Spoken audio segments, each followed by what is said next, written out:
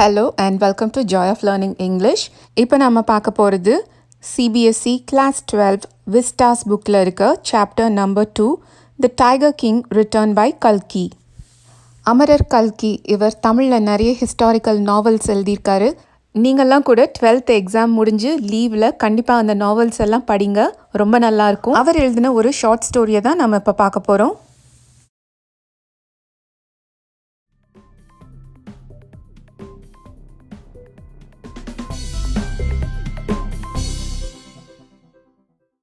The Maharaja of Pratibandhapuram is the hero of this story. இந்த tiger king அப்படிங்கிற ஸ்டோரியோட hero யாருன்னா பிரதிபந்தபுரம் அப்படிங்கிற ஊரோட மகாராஜா.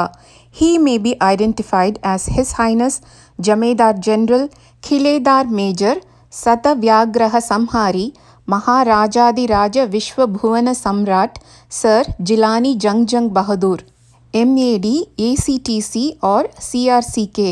இப்படி இந்த மகாராஜாவுக்கு நிறைய பேர் இருக்குது. But this name is often shorten to the tiger king. இப்படி நிறைய பேர் இருந்தால் கூட அவரை எல்லாரும் சுருக்கமாக புலிராஜா, டைகர் கிங் அப்படின்னு கூப்பிட்டாங்க. I have come forward to tell you why he came to be known as tiger king. மகாராஜாக்கு ஏன் டைகர் கிங் அப்படிங்கிற பேர் வந்தது அப்படிங்கிறது சொல்கிறதுக்கு நான் இங்கே முன் வந்திருக்கேன். I have no intention of pretending to advance only to end in a strategic withdrawal. கதையை ஆரம்பிச்சுட்டு கடைசியில் அதை முடிக்காமலாம் நான் விட மாட்டேன். Even the thread of a Stuka bomber will not throw me off track. Stuka bomber அப்படிங்கிறது World War II டைமில் use பண்ண ஒரு ஏர்க்ராஃப்ட். இந்த ஜெர்மன் ஏர்க்ராஃப்ட் எந்த இடத்துல குண்டு போடணுமோ கரெக்டாக அந்த இடத்துக்கு பக்கத்தில் குண்டு போட்டுட்டு போயிடும். World War II டைமில் சென்னையில் கூட இந்த மாதிரி ஒரு பாம்பிங் இன்சிடெண்ட் நடந்தது. ஒரு ஜாப்பனீஸ் ஏர்க்ராஃப்ட் சென்னை மேலே பாம்பு போட்டுச்சு.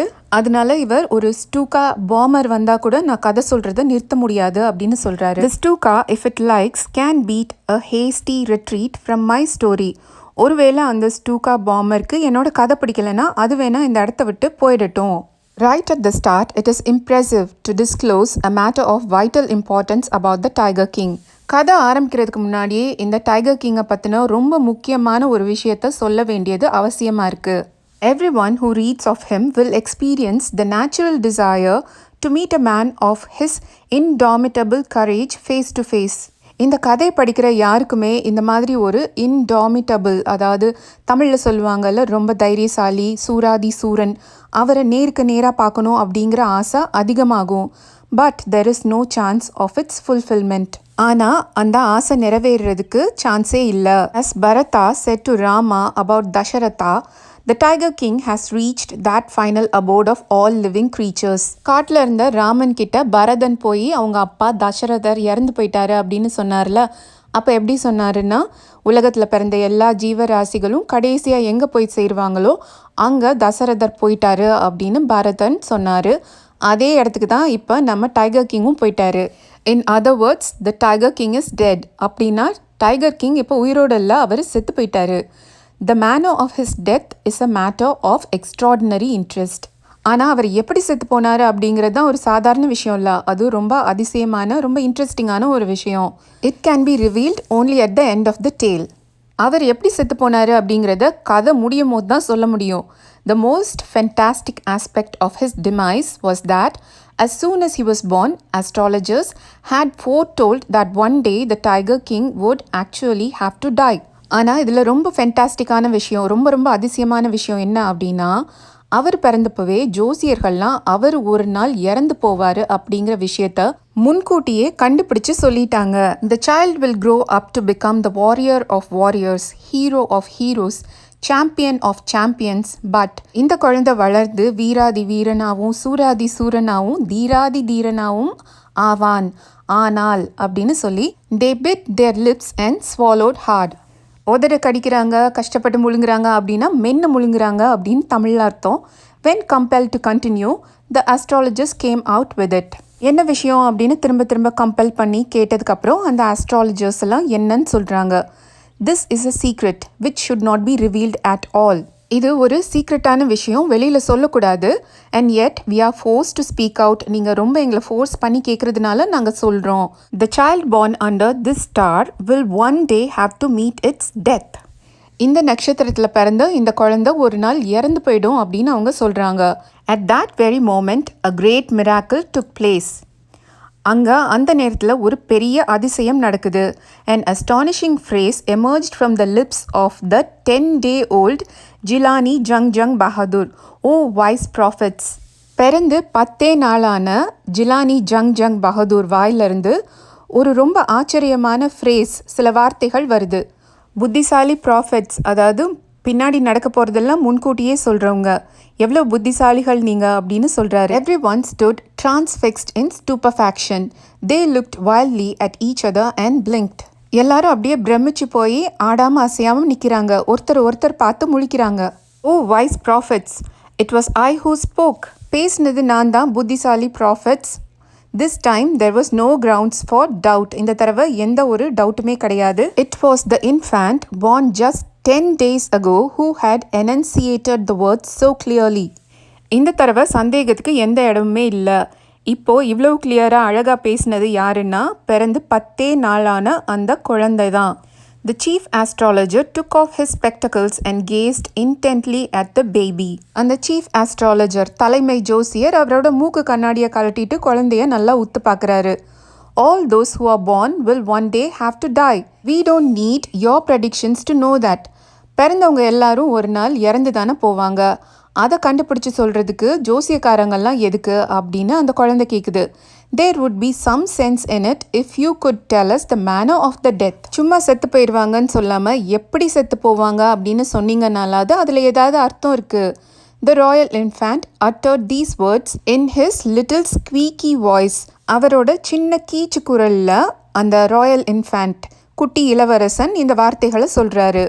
The chief astrologer placed his finger on his nose in wonder. அந்த சீஃப் ஆஸ்ட்ராலஜர் அவரோட மூக்கு மேலே விரலை வச்சு ஆச்சரியப்படுறாரு. A baby barely 10 days old opens its lips in speech. இது என்ன, பிறந்து 10 நாள் ஆன குழந்தை வாயை திறந்து பேசுதே. Not only that, it also raises intelligent questions. அது மட்டும் இல்லை, ரொம்ப புத்திசாலித்தனமான கேள்விகளெல்லாம் கேட்குது. Incredible, நம்பவே முடியல. Rather like the bulletin issued by the War Office than facts. Defence டிபார்ட்மெண்ட்லேருந்து வர்ற ரிப்போர்ட் மாதிரி இருக்கே. ஃபேக்ட் ஒரு மாதிரி இருக்கும், அவங்க நமக்கு கொடுக்குற ரிப்போர்ட் ஒரு மாதிரி இருக்கும், நம்ப முடியாததாக இருக்கும். அது மாதிரி இருக்கே இந்த குழந்தை பேசுகிறது அப்படின்னு சீஃப் ஆஸ்ட்ராலஜர் ஆச்சரியப்படுறாரு. The chief astrologer took his finger off his nose and fixed his eyes upon the little prince. அந்த சீஃப் ஆஸ்ட்ராலஜர் அவரோட மூக்கு மேலே வச்ச விரலை எடுத்துட்டு குழந்தைய நல்லா உத்து பார்த்து சொல்கிறாரு. The prince was born in the hour of the bull. நம்ம பிரின்ஸ் ரிஷப லக்னத்தில் பிறந்திருக்காரு. The bull and the tiger are enemies. ரிஷபத்துக்கும் புலிக்கும் ஆகாது, ரெண்டும் எனிமீஸ். ராசி பலன்லாம் பார்த்தீங்கன்னா ரிஷப ராசிக்கு ஒரு புல் படம், ஒரு காளை மாடு படம் போட்டிருப்பாங்க. எப்படி ஜாதகத்துலலாம் ராசின்னு ஒன்று இருக்கோ அதே மாதிரி லக்னம்னு ஒன்று இருக்கும். இவர் அவர் ஆஃப் த புல், ரிஷப லக்னத்தில் பிறந்ததுனால ஒரு டைகர்னால தான் இவருக்கு டெத் வரும் அப்படின்னு அவர் எக்ஸ்பிளைன் பண்ணி சொல்கிறாரு. You may think that crown prince Jung Bahadur was thrown into a quake when he heard the word tiger. Tiger அப்படிங்கிற வார்த்தையை கேட்டோன்னே பிரின்ஸ் ஜங் பஹாதூர் அப்படியே ரொம்ப நடுங்கியிருப்பார் அப்படின்னு நீங்கள்லாம் நினைக்கலாம். That was exactly what did not happen. ஆனால் கண்டிப்பாக அது நடக்கவே இல்லை, அதுக்கு ஆப்போசிட்டாக நடந்தது. As soon as he heard it pronounced, the crown prince gave a deep growl. புலி அப்படிங்கிற வார்த்தையை கேட்டோன்னா அந்த crown prince ஒரு உருமுறாரு. Terrifying words emerged from his lips. அவரோட வாயிலிருந்து ரொம்ப பயங்கரமான வார்த்தைகள் வருது. அது என்னன்னா let tigers beware. அது என்னன்னா புலிகள் ஜாக்கிரதை அப்படின்னு சொல்கிறாரு. This account is only a rumor rife in பிரதிபந்தபுரம். இப்போ நம்ம மேலே பார்த்தோம் இல்லையா, அந்த 10 நாள் குழந்தை ஜோசியர்கிட்ட பேசினது, இது எல்லாமே பிரதிபந்தபுரத்தில் உலவிக்கிட்டு இருந்த ஒரு ரூமர் தான், வதந்தி தான். But with hindsight we may conclude it was based on some truth. ஆனால் பின்னாடி நடந்த விஷயங்கள் எல்லாம் நாம் வச்சு பார்த்தோம் அப்படின்னா ஒருவேளை இதெல்லாம் உண்மையாக இருக்குமோ அப்படிங்கிற ஒரு தாட் கூட நமக்கு வருது.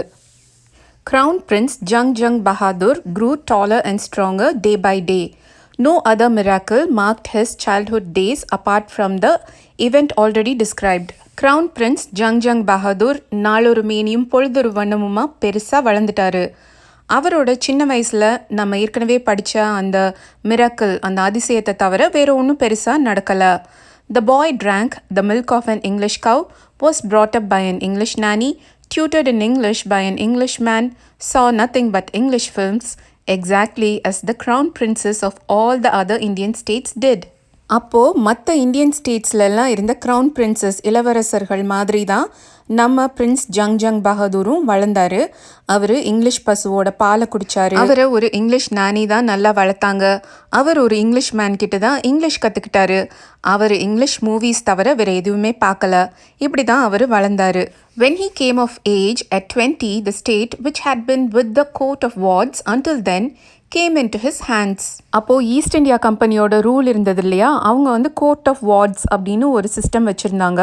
இந்த கோர்ட் ஆஃப் வார்ட்ஸ் அந்தந்த பிரின்ஸ்லி ஸ்டேட் அதோட ஏர் அந்த வாரிஸ்க்கு போய் சேரணும் அப்படிங்கிறத பார்த்துக்கும். மொதல் பிரின்ஸ் மைனராக இருந்தார். இப்போ அவருக்கு 20 years ஆயிடுச்சு. அப்படிங்கிறதுனால அந்த கண்ட்ரி அந்த ஸ்டேட் வந்து அவரோட கைக்கு வந்துருச்சு. But everyone in the kingdom remembered the astrologer's prediction. ஏற்கனவே அந்த சீஃப் அஸ்ட்ராலஜர் சொன்னார் இல்லையா, அவரோட ப்ரெடிக்ஷன் எல்லாருக்கும் ஞாபகம் இருந்தது. Many continued to discuss the matter. அதை பற்றி அரசல் புரசல எல்லாரும் பேசிட்டு தான் இருந்தாங்க. Slowly it came to the Maharaja's ears. மெதுவா இந்த பேச்சு மகாராஜாவோட காதுக்கும் எட்டுச்சு. There were innumerable forests in the Pratibandhapuram state. They had tigers in them. அந்த பிரதிபந்தபுரம் சமஸ்தானத்தில் நிறைய காடு இருந்துச்சு. அதில் நிறைய புலிகளும் இருந்துச்சு.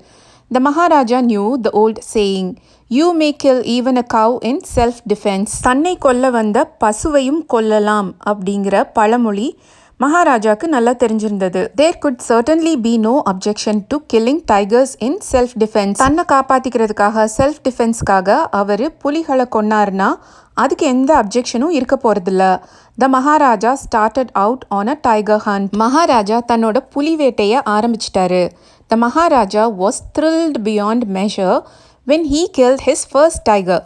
மொதல் புலியை கொன்னப்போ மகாராஜாவுக்கு எவ்வளோ த்ரில் கிடச்சிது அப்படிங்கிறத நம்மளால் அளவிடவே முடியாது. He sent for the state astrologer அந்த சீஃப் அஸ்ட்ராலஜர் சொன்னார்ல, அவரை கூட்டிகிட்டு வர சொல்கிறாரு. And showed him the dead beast. செத்து போனால் அந்த டைகரை காமிக்கிறாரு. What do you say now, he demanded. இப்போ என்ன சொல்கிறீங்க அப்படின்னு கேட்குறாரு. Your majesty may kill 99 tigers in exactly the same manner. But the astrologer drawled. Maharaja, நீங்கள் இதே மாதிரி 99 டைகர்ஸை கொன்றுலாம். ஆனால் அப்படின்னு அந்த அஸ்ட்ராலஜர் இழுக்கிறாரு. But what, speak without fear. ஆனால் என்ன, பயப்படாமல் சொல்லு. But you must be very careful with 100th tiger. ஆனால் நீங்கள் 100வது புலி விஷயத்தில் ரொம்ப ஜாக்கிரதையாக இருக்கணும் அப்படின்னு அஸ்ட்ராலஜர் சொல்கிறாரு. What if the 100th tiger were also killed? ஒருவேளை அந்த 100வது புலியும் கொன்னுட்டா? Then I will tear up all my books on astrology, set fire to them and. அப்படி மட்டும் நடந்துட்டா என்னோட ஜோசிய புஸ்தகத்தை எல்லாம் கிழிச்சு அதுக்கெல்லாம் தீ வச்சிடுவேன். அப்புறம் அப்படின்னு சொல்கிறாரு. அண்ட் மகாராஜா அப்புறம் அப்படின்னு கேட்குறாரு. I shall cut off my theft, crop my hair short and become an insurance agent. அப்படி மட்டும் நடந்துருச்சுன்னா என்னோட குடுமியை வெட்டிட்டு சின்னதாக கிராப் வச்சுட்டு ஒரு இன்சூரன்ஸ் ஏஜெண்ட்டாக ஆகிடுவேன். The astrologer finished on an incoherent note. இந்த மாதிரி சம்மந்தமே இல்லாமல் ஒரு பதிலை சொல்லி அஸ்ட்ராலஜர் முடிக்கிறாரு. From that day onwards, it was celebration time for all the tigers inhabiting Pratibandhapuram. பிரதிபந்தபுரம்ல இருந்த டைகர்ஸ்க்கெல்லாம் அன்னையிலேருந்து ஒரே கொண்டாட்டம் ஆயிடுச்சு. The state banned tiger hunting by any one except the Maharaja. Maharaja தவிர வேற யாரும் புலி வேட்டையாடக்கூடாது அப்படின்னு அறிவிச்சிட்டாங்க. A proclamation was issued to the effect that if anyone dared to fling so much as a stone at a tiger, all his wealth and property would be confiscated. யாராவது ஒருத்தர் ஒரு புலி மேலே கல்லை விட்டு எரிஞ்சாங்கன்னா கூட, அந்த அளவுக்கு அவங்களுக்கு தைரியம் இருந்துச்சுன்னா கூட, அவங்களோட வெல்த் அண்ட் ப்ராப்பர்ட்டி, அவங்களோட சொத்தை எல்லாம் கவர்மெண்ட் பறிமுதல் செஞ்சிடும். கான்ஃபிஸ்கேட்டட்னா பறிமுதல் செய்கிறதுன்னு அர்த்தம். அப்படின்னு சொல்லி ஒரு ப்ரொக்ளமேஷன், ஒரு அறிவிப்பு வெளியிடுறாங்க. த Maharaja வவுட் he would attend to all other matters only after killing the 100 tigers. Maharaja 100 புலியை கொன்னதுக்கு அப்புறம் தான் மற்ற விஷயத்தெல்லாம் கவனிப்பேன் அப்படின்னு சபதமே போட்டுட்டாரு. Initially, the king seemed well set to realize his ambition. ஆரம்பத்தில் மகாராஜா நினச்ச மாதிரியே எல்லாமே நடந்தது.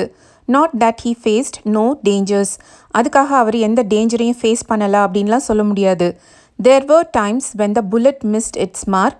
The tiger leaped upon him and he fought the beast with his bare hands. சில சமயம் துப்பாக்கி குண்டு டைகர் மேலே படாமல் மிஸ் ஆகிடும். அப்போ அந்த டைகர் இவர் மேலே பாஞ்சிடும். இவர் எந்த ஒரு வெப்பனுமே இல்லாமல் வெறும் கையோட அந்த டைகரோட சண்டை போடுவார். Each time it was the Maharaja who won. ஒவ்வொரு தடவையும் மகாராஜா தான் ஜெயிப்பார். At another time he was in danger of losing his throne. ஒரு தடவை அவரோட சிம்மாசனத்தையே, அதாவது அவரோட பதவியே அவர் லூஸ் பண்ணுற மாதிரி ஒரு நிலைமை வந்துருச்சு. A high ranking British officer visited பிரதிபந்தபுரம். ஒரு தடவை பிரதிபந்தபுரத்துக்கு ஒரு பெரிய பிரிட்டிஷ் ஆஃபீஸர் வராரு. He was very fond of hunting tigers. அவருக்கு புலி வேட்டைனா ரொம்ப பிடிக்கும். And fonder of being photographed with the tiger he had shot. அந்த ஆஃபீஸருக்கு தான் ஷூட் பண்ண டைகர் பக்கத்தில் நின்று ஃபோட்டோ எடுத்துக்கிறதுனா அதை விட ரொம்ப பிடிக்கும். As usual he wish to hunt tigers in Pratibandapuram. அவர் பிரதிபந்தபுரம் வந்தப்பையும் டைகர்ஸ் ஹண்ட் பண்ணணும் அப்படின்னு நினச்சாரு. But the Maharaja was firm in his resolve. He refused permission. ஆனால் மகாராஜா முடியவே முடியாது அப்படின்னு அவரோட கொள்கையிலே உறுதியாக இருக்கார். I can organise any other hunt. You may go on a boar hunt. You may conduct a mouse hunt. We are ready for a mosquito hunt. But tiger hunt, that's impossible. வேறு எந்த ஹண்டிங்க்கு வேணாலும் நான் ஏற்பாடு செய்கிறேன். போர் hunting, போர் அப்படிங்கிறது wild big. உங்களுக்கு பன்றி வேட்டையாடணுமா, இல்லை எலி வேட்டையாடணுமா, இல்லை கொசு வேட்டையாடணுமா, எதுக்குனாலும் நான் உங்களுக்கு ரெடி பண்ணி தரேன். ஆனால் டைகர் ஹண்ட் அப்படின்னா மட்டும் முடியவே முடியாது அப்படின்னு மகாராஜா சொல்லிட்டு British officers secretary sent word to the Maharaja through the Diwan that the durai himself did not have to kill the tiger. துரை அப்படிங்கிறது இங்கே அந்த பிரிட்டிஷ் ஆஃபீஸர். அந்த பிரிட்டிஷ் ஆஃபீஸர் அவரோட செக்ரட்டரி மூலமாக ஒரு மெசேஜ் அனுப்புகிறாரு. அந்த மெசேஜை திவான் மகாராஜாட்ட போய் சொல்கிறாரு. The Maharaja could do the actual killing. அவர் புலியை கொல்லணுன்ற அவசியம் இல்லை, மகாராஜாவே கொல்லட்டும். What was important to the dorai was a photograph of himself holding the gun and standing over the tigers carcass. துரைக்கு எது முக்கியம் அப்படின்னா, செத்துப்போன புலி பக்கத்தில் அவர் ஒரு கன்னை வச்சுட்டு ஃபோட்டோ மட்டும் எடுத்தால் போதும். But the Maharaja would not agree even to this proposal. ஆனால் இந்த ப்ரப்போசல் கூட மகாராஜா ஒத்துக்கவே இல்லை. If he relented now, what would he do if other British officers turned up for tiger hunts? இப்போ அவர் கொஞ்சம் இடம் கொடுத்துட்டாருன்னா அப்புறமா ஒவ்வொரு பிரிட்டிஷ் ஆஃபீஸராக வந்து டைகர் ஹண்ட் பண்ணுறேன்னு வந்துட்டாங்கன்னா என்ன பண்ணுறது? Because he prevented a British officer from fulfilling his desire, the Maharaja stood in danger of losing his kingdom itself. இந்த மாதிரி ஒரு பிரிட்டிஷ் ஆஃபீஸரோட ஆசைக்கு குறுக்க நின்னதுனால மகாராஜா அவரோட கிங்டமையே லூஸ் பண்ணிடுவார் அப்படிங்கிற மாதிரி ஒரு டேஞ்சர் வந்துருச்சு. The Maharaja and the Dewan held deliberations over this issue. இந்த இஷ்யூவை பற்றி மகாராஜாவும் திவானும் சேர்ந்து டிஸ்கஸ் பண்ணுறாங்க. As a result, a telegram was dispatched forthwith to a famous British company of jewelers in Calcutta. உடனே அவங்க கால்கட்டாவில் இருந்த ஒரு ஃபேமஸ் பிரிட்டிஷ் நகை கடைக்கு ஒரு டெலிகிராம் அனுப்புகிறாங்க. அந்த டெலிகிராமில் என்ன இருக்குன்னா, send samples of expensive diamond rings of different designs. அவங்களுக்கு கொஞ்சம் ரொம்ப விலை உயர்ந்த டைமண்ட் மோதிரங்களோட சாம்பிள்ஸை அனுப்ப சொல்கிறாங்க. நிறைய டிஃப்ரெண்ட் டிசைன்ஸில் அனுப்ப சொல்கிறாங்க. Some 50 rings arrived. டிஃப்ரெண்ட் டிசைன்ஸில் ரொம்ப எக்ஸ்பென்சிவான 50 டைமண்ட் ரிங்ஸ் வருது. The Maharaja sent the whole lot to the British officer's good lady. Maharaja என்ன பண்ணுறாருன்னா, வந்த அந்த 50 ரிங்கையும் அப்படியே அந்த பிரிட்டிஷ் ஆஃபீஸரோட ஒய்ஃபுக்கு அனுப்பி வச்சிடுறாரு. The king and the minister expected the duraisani to choose 1 or 2 rings and send the rest back. மகாராஜாவும் மினிஸ்டரும் என்ன நினச்சாங்கன்னா, துரைசானி அதாவது அந்த பிரிட்டிஷ் ஆஃபீஸரோட ஒய்ஃப் 1 இல்லைன்னா 2 டைமண்ட் ரிங்ஸை சூஸ் பண்ணிவிட்டு மிச்சத்தெல்லாம் அனுப்பி வச்சிருவாங்க அப்படின்னு அவங்க நினச்சாங்க. Within no time at all the duraisani sent her reply. ஆனால் துரைசானிகிட்டேருந்து உடனே ரிப்ளை வருது. Thank you very much for your gifts. நீங்கள் அனுப்பி வச்ச கிஃப்ட்ஸ்க்கெல்லாம் ரொம்ப நன்றி அப்படின்னு. இன் 2 days a bill for 3 lakhs of rupees came from the British jewelers. 2 நாளில் அந்த பிரிட்டிஷ் நகை கம்பெனிகிட்டேருந்து 3 லட்சம் ரூபாய்க்கு பில் வருது. The Maharaja was happy that though he had lost 3 lakh of rupees, he had managed to retain his kingdom. Maharaja 3 லட்சம் ரூபாய் bill வந்தாலும் அவரோட கிங்டம் தப்பிச்சுதே அப்படின்னு சொல்லி ரொம்ப சந்தோஷப்பட்டார். இதோட நம்ம இந்த பாட்டை இங்கே முடிச்சுக்கலாம். மகாராஜா தான் நினச்ச மாதிரி 100 புலியும் கொன்னாரா, 100வது புலியை கொல்லும் போது என்ன ஆச்சு அப்படிங்கிறதெல்லாம் நம்ம அடுத்த பார்ட்டில் பார்க்கலாம். அதோட லிங்கை நான் டெஸ்கிரிப்ஷன் பாக்ஸில் கொடுக்குறேன், அங்கேருந்து போய் பாருங்கள். Subscribe button, keep the bell icon on, Like the video and share the video with your classmates and friends. See you in next class.